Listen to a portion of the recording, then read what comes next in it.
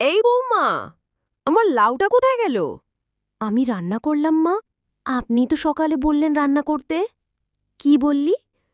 আমি তো বলেছিলাম লাউটা কাঁচা রাখিস, ঔষধের জন্য দরকার। আরে, আমি তো বুঝলাম রান্না করিস। এখন বললে আনিয়ে দেই আরেকটা।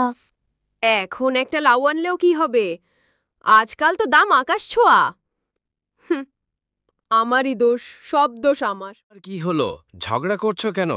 প্রতিদিনই তোমাদের ঝগড়া, আর ভালো লাগে না। তোমার বউ আমার লাউটা নষ্ট করেছে। ও তাই নাকি? দেখেছো তোমার মায়ের কাণ্ড? নিজে থেকে কাজ বুঝিয়ে দিবে তা না, সবসময় আমার একটা ছুতো পেলেই হয়।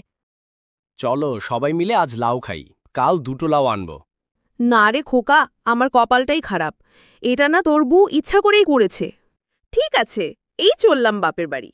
এখন তো শান্তি মতো থাকতে পারবেন মা। দরকার নাই বৌমা, আমি বরং বাপের বাড়িতে চলে যাই। আহা, কি শুরু করলে! শান্ত হও তোমরা।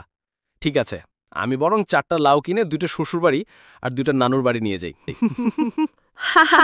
এবার হলো তো। চলো খেতে দাও, খিদে পেয়েছে। আজ পেট পুড়ে লাউ দিয়ে খাবো। ঠিক আছে, আমি খাবার বেড়ে দিচ্ছি। খাবে? চলো।